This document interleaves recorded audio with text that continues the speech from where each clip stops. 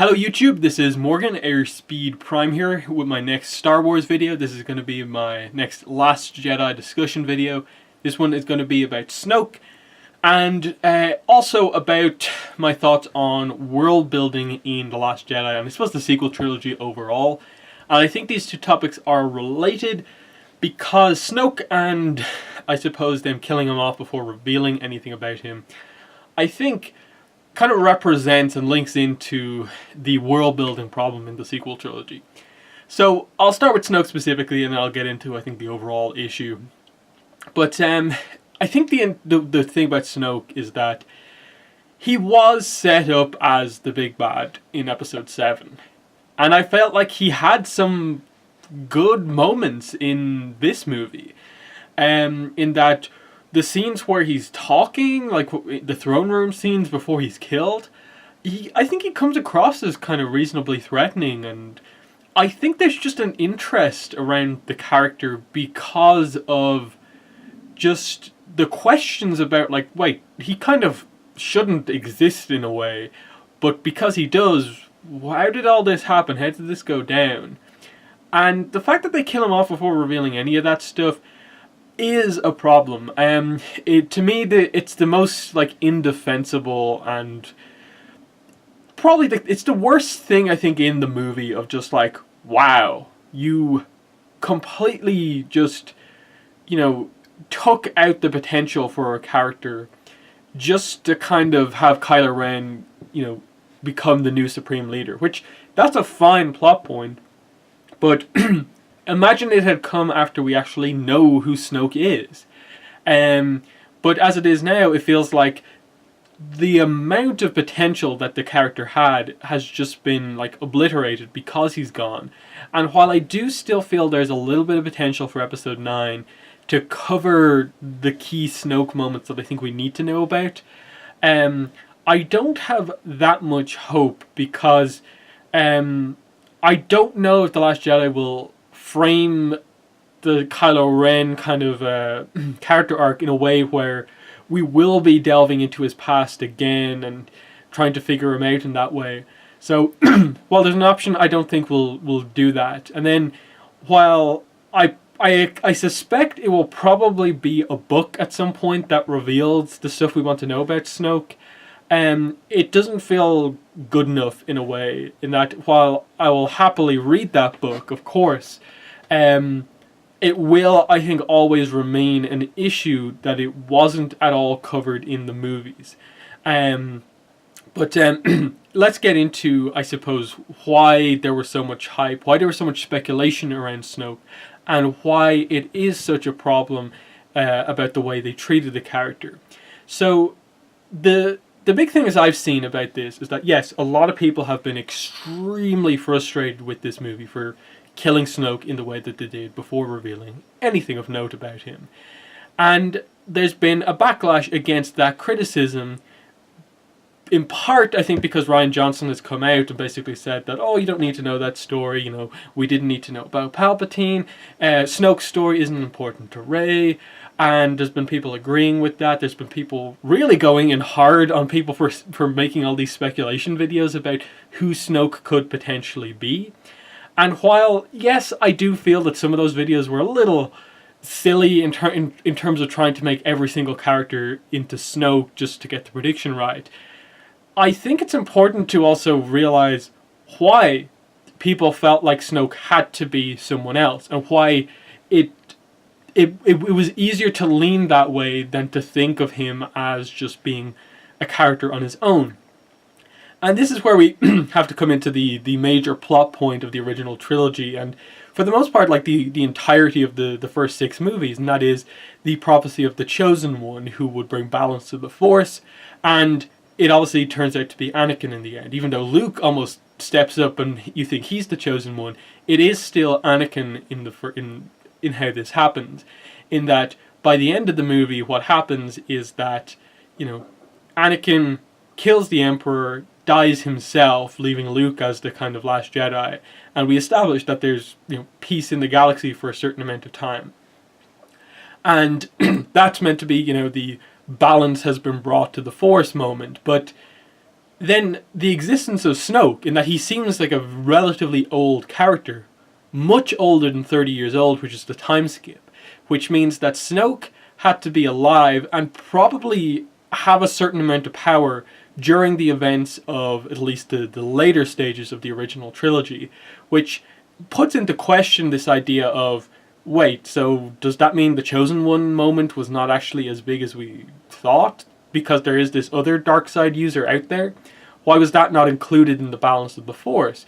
Whereas I think if you treat Snoke as being potentially like a Palpatine clone, or some other character who somehow survived some situation that they were in, there's some sense of like, okay, it made sense that they were maybe around, they were kind of present, but now they've been morphed into this Snoke character. But because they were already an established character, it fits in a little bit more than just this kind of new character who happens to be super powerful in the dark side of the Force, but isn't a Jedi or a Sith. In that, if you establish that Snoke was around and doing stuff there, then maybe Palpatine knew about Snoke, and it was kind of an aspect of the whole balance of light and dark that was happening. But as it is now, it's this really odd situation of just, yes, Snoke does kind of need an explanation, because one question, obviously, who taught Snoke how to be powerful in the Force? Who taught him about the dark side of the Force? How does he know all of this stuff about the fact that like Ben Solo is related to Darth Vader and is powerful enough in the Force to do some of the most complicated things that we've seen in Star Wars?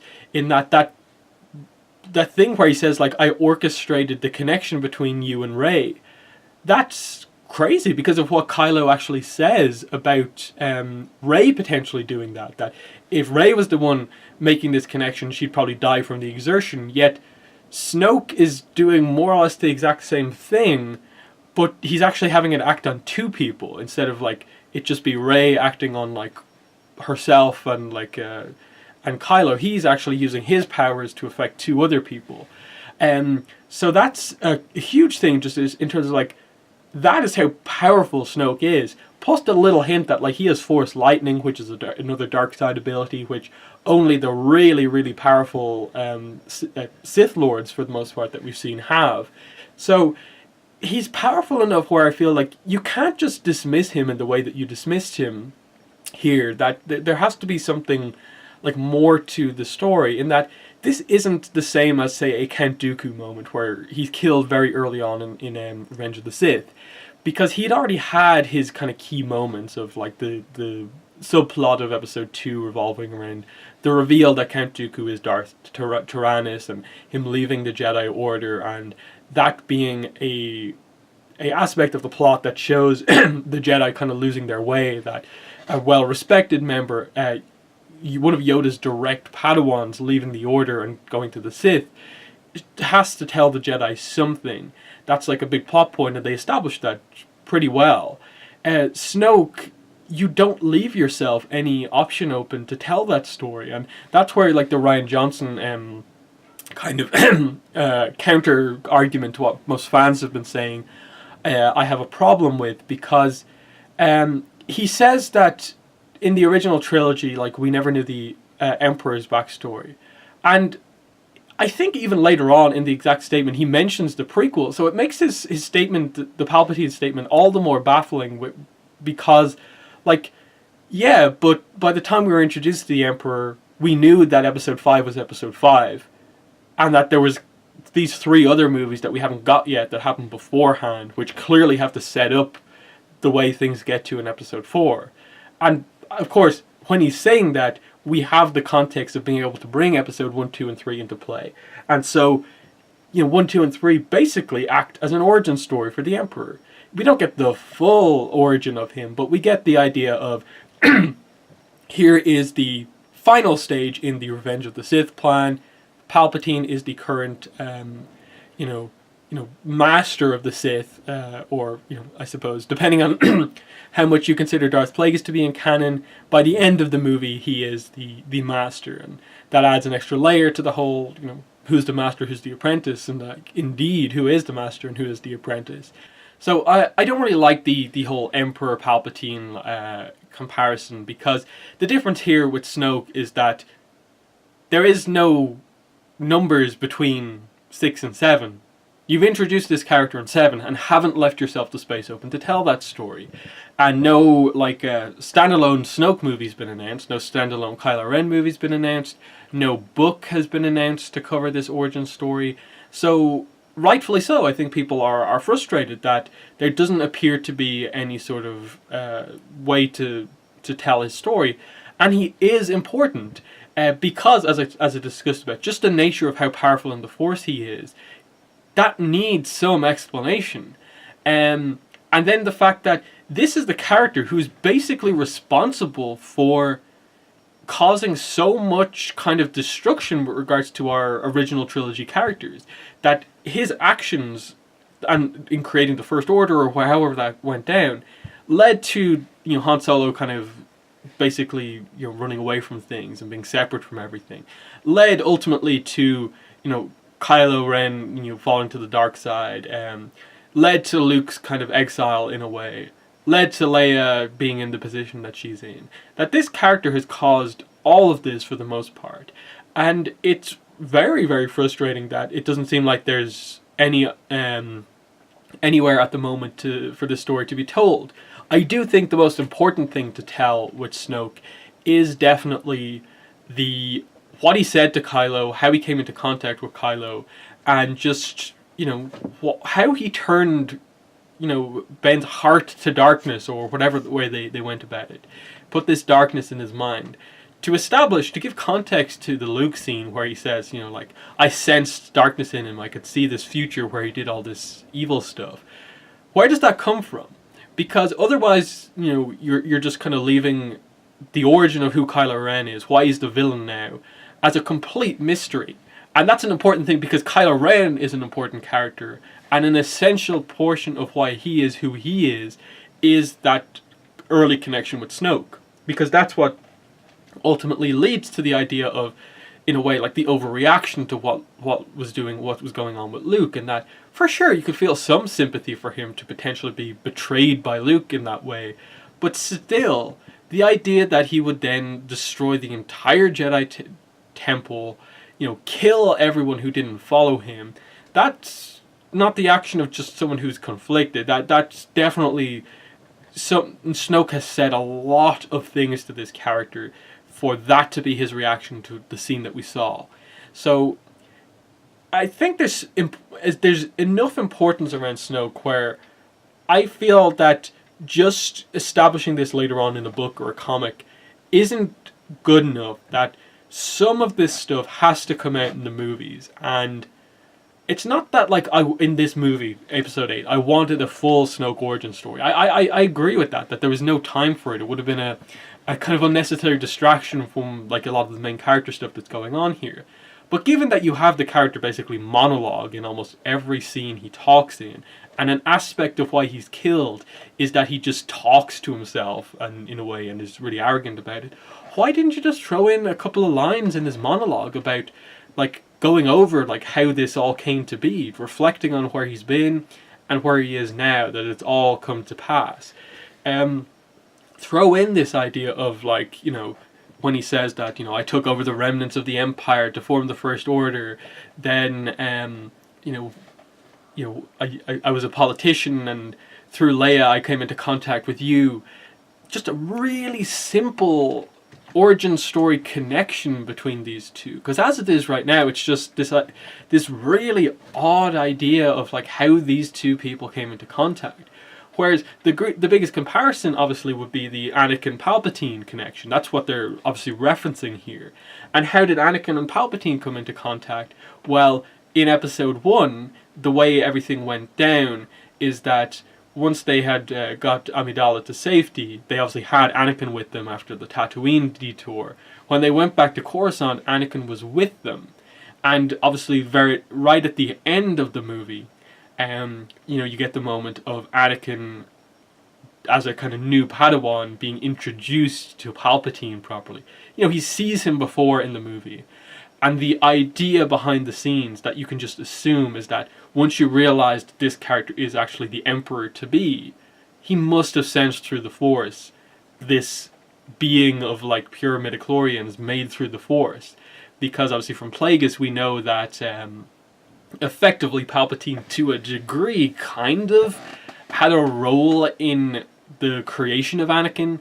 Obviously that's a very kind of murky situation, and the book Plagueis is purposely vague about that, but they more or less established that something Plagueis and Palpatine do with the Force in a way leads to a backlash, which in a way creates kind of Anakin. And so that's the connection, and that's the immediate idea of, I'll be watching your career with great interest. And then you get to episode 2, and it's clear that to some degree Anakin and Palpatine have had this connection, that Anakin goes to Palpatine for advice about things, and it's sort of this father-like relationship that a lot of people like in the Jedi aren't particularly happy about, but Anakin seems to really appreciate. And it all comes to a head in episode 3. This seems like a similar sort of situation, but they've left themselves no space to properly tell that story, because I don't think a quick flashback is perhaps going to be enough unless they manage to write really, really well a very, very strong, like, singular moment that would cause such a shift in Ben Solo.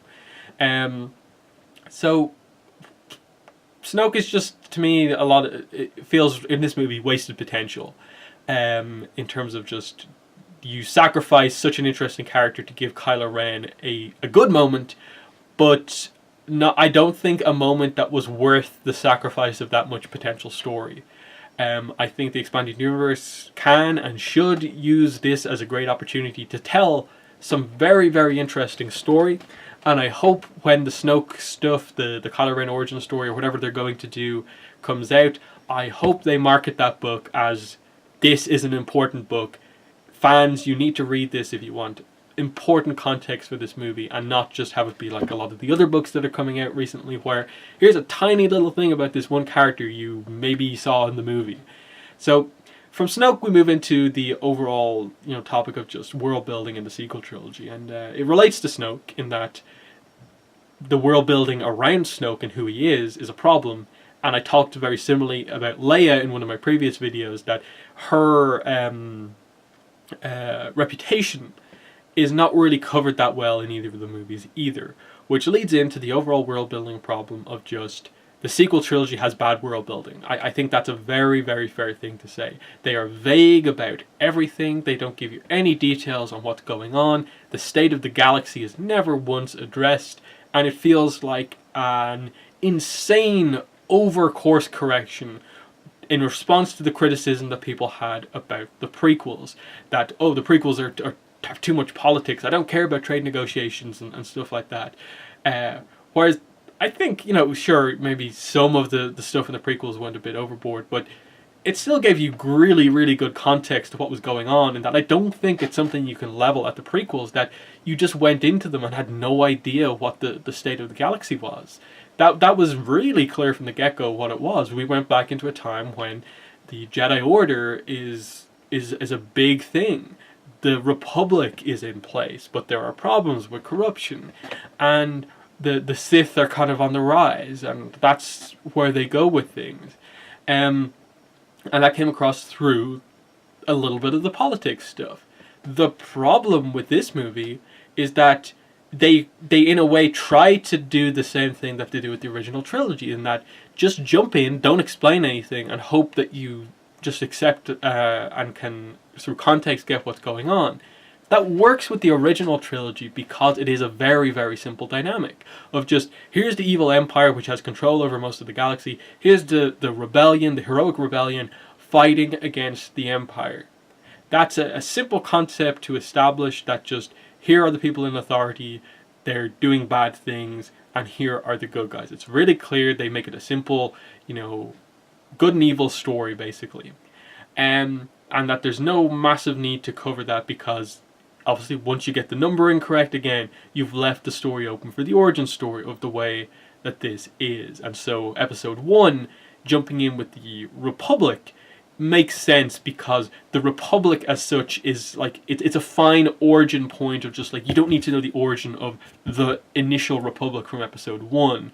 You can accept that as a start point and then cover the story of the Republic's fall and the turn into the Empire. The problem with the sequel trilogy is that it's not that simple. It's not just this simple thing of the Empire is now the First Order and the rebels are the Resistance, because it skips over the idea that between 6 and 7 they form a new republic. It is then destroyed, but not given any sort of importance in Episode 7, and that's where the world building of Episode 7 failed, like, amazingly. It's amazing how bad the world building is in Episode 7, to the point where you do not fully understand the scope of what actually happened with the Starkiller base attack. And it's because they never established the New Republic as being a thing. How many times is the New Republic mentioned in the sequel trilogy? It's not really. And because of that, because it's not mentioned or set up as really being anything, it's you don't feel the loss of the New Republic, because you jump in immediately with the Resistance. You're only with this small group, which you never really get established in the movies as being the splinter group that it actually is. And that's where they needed a little bit of a politics scene. I think somewhere in the early stages of Episode 7, there should have been a scene where we went to Hosnian Prime, we were in the Senate, Leia is there representing the Resistance, asking for help against the First Order, and you see basically everyone there against her say, no, we don't want to help you, we think you're stuck in the past with a war, the First Order have not done anything too serious as of now, we don't feel any action needs to be taken against them. And Leia is forced to kind of go out and do these kind of harsher tactics. And you immediately, that simple scene, not going too crazy into the politics of just establishing that we know Leia's a politician, here she is with the other politicians, she's representing her resistance group, and everyone disagrees with the resistance. And that the rest of the galaxy isn't really considering the First Order as a threat, whereas Leia is. And the context of why she thinks that way is because of what happened to her son, and she knows how evil Snoke actually is. Something as simple as that, in the early stages of setup in the sequel trilogy, would have done wonders for everything going on. But because there's this fear of politics, because everyone hated the prequel trilogy, there's this overcorrection, and we get none of that. We get some of this stuff through, like the visual dictionary has like a little point here and there. Some of the other books roughly establish it, but we shouldn't need to go to that source material to get this context. Because let's go back to Episode 1. When Episode 1 came out, I again, like I explained earlier on, I felt like that was fairly to the point in terms of explaining with fairly simple politics what was going on. It's just, here's a trade organization blockading a planet so it doesn't get any trade. Here is the senator of that planet. Here is him getting sympathy. Here's him addressing the fact that the leader of the Republic isn't doing anything to help his planet. An election is called. He's the one elected as Supreme Chancellor. And that's the turning point, because guess what? That senator is Palpatine, is the one who eventually becomes the Emperor. It's a very simple thing. And then, of course, with the idea that you know he's the Emperor, he was the one who caused the blockade in the first place. Simple, just political, playing both sides against each other. Nothing too complicated, because they don't go into the details of trade disputes. They don't. It's just this basic idea of no aid or trade is allowed to go to Naboo. That's the simple idea of what's happening there. But there is also an Expanded Universe book that came out at around the same time as Episode 1. It's called Cloak of Deception, I think it is. And that's a very, very, very heavy politics book. That's the prequel to Episode 1. And that goes into insane details on everything that's going on here, explaining the details of the Trade Federation, their role in the Senate, and delving into the politics stuff that's present a little bit in Episode 1, but it's not expanded upon because they're focusing more on the wider scope of politically what's happening. The sequel trilogy, just skipping past that, is a big problem, because what ends up happening is that the New Republic, which is actually the big victory thing at the end of the original trilogy, is skipped over.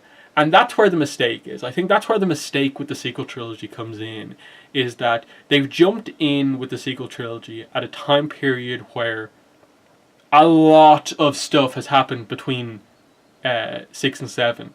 And they rely on information from that gap to drive certain characters forward. But then because Star Wars it doesn't really do flashback, you have to say it all through dialogue. And then because there's no immediate setup for movies to establish that stuff, it's this weird reliance on the expanded universe to kind of cover everything, which hasn't actually been the case before. And then given that, in a way, the making all the expanded universe stuff legends and non-canon anymore feels like such a weird decision now, that you've taken away all of this stuff and have now in a way placed extra reliance on the expanded universe stuff, despite not really covering important ground in most of the expanded universe stuff. It's a very weird choice that they made with the sequel trilogy to go in and just be so vague about everything. And I think that the whole immediate setup of like Luke Skywalker is missing in a way speaks to that, because they had a whole movie of setup, and then once we got down to the setup, it really makes you in a way almost every time Luke's on screen time how long he's on screen. And that's why there was a frustration with like, wait, we waited a whole movie to get Luke, then there's a whole movie of Luke being angry on Octo, he finally turns around and then he's gone. I understand the frustration with that, because the world building has been just so poor in this trilogy that it's led to a lot of frustrations about where's the information coming from, why aren't they telling us this stuff, why are they focusing on this rather than that. As well as that, I think maybe it's just a minor point, but just the fact that we don't use any of the, like, outside of specific characters from like the original trilogy, we never see like known species really for the most part. And a lot of that is primarily because most of the planets we're dealing with are very specific planets rather than going to the big kind of metropolitan places. But it's very noticeable that we just don't really see any of the other species. Like, we don't see a Zabrak kind of going around the place. Twi'lek, we don't see these kind of common, kind of more humanoid species that would be similar to humans and be almost everywhere in the galaxy. And that is a little bit of a weird point, especially given how, when it comes to like machinery and in the vehicles and stuff like that, they're the exact same, but like then we don't see any of the same planets. They run away from the planets. So there's this weirdness about like this trilogy of trying really hard to keep it very similar to the original trilogy, but then running away from a lot of other aspects of it. And I think in a way, one of the biggest like issues with The Last Jedi probably is that it takes a lot of the stuff set up in The Force Awakens and then basically runs past it and kind of does its own thing, which is cool in a way, but then you kind of look back at The Force Awakens and be like, okay, well, if Episode 8 is the true direction of the sequel trilogy, then what on earth were you doing with Episode 7 and leaving everything so vague? And so it's this weird setup of like Episode 7 is vague about everything. Then we get to the specifics, but it's all this kind of really almost like contrarian approach to doing everything. Of just like, oh, you thought Rey's parents were something. They're not nobody. You thought you'd get something about Snoke. No, we don't care about Snoke. You know, you're finally getting Luke back, but no, not the Luke you wanted. And while it's interesting and in a way like fun that it kind of challenges you to kind of accept these characters as being so different, it's just a death of 1,000 cuts for the sequel trilogy in a way of just all these little things that just add on top of each other. The lack of information, how different it is just in every way, but then it has to be the same in some ways. It makes The Force Awakens seem like such a weird movie, that it has the exact structure as Episode 4. It has the same ships. It's trying exactly to be the original trilogy, and then The Last Jedi is just so completely different than that. But still has some of the weird rules that The Force Awakens has set up of like, oh, we can't do that or that. So I'm pretty much going to end it there before I start kind of just ranting and losing track of what I'm talking about here. But the point of this video is just like how they've chosen to build the world of the sequel trilogy has been very weak. Not really making it clear what the Resistance is, what the First Order is, and skipping past a lot of important stuff that is important for us to understand what's going on here. I think the point that I maybe got sidetracked with was just the Empire and Rebellion. That's fine. That's simple. You go back before, and it's basically Jedi, Sith, Republic versus Separatists. But that's a really simple one because it's ultimately a manipulation to get to the Empire.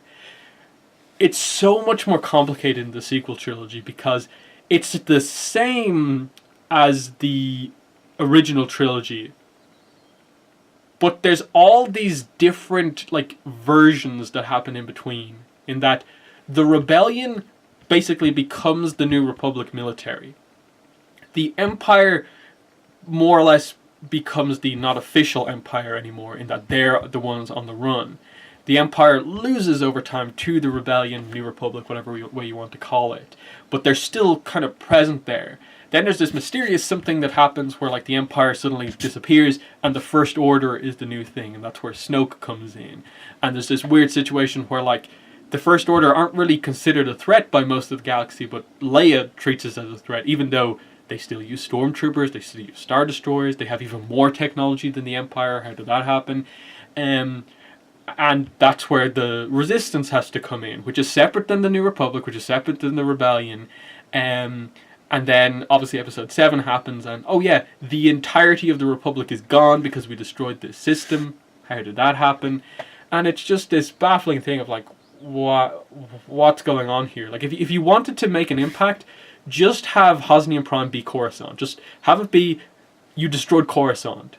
That would have immediately made everyone understand what was happening. Everyone would have understood it if you destroyed Coruscant. But instead you basically have to have this context of the New Republic actually bases itself on Hosnian Prime and the other planets in the Hosnian system. The entirety of the New Republic military was on these planets, and they were hit by Starkiller Base. And so it's this weird situation where, with no setup, we are asking you to accept and assume with us that this one strike against these couple of planets has completely eliminated the New Republic, which was the big formation thing from the end of Episode 6 in the original trilogy. That's just gone. We do not care about the New Republic anymore. It basically doesn't exist. What?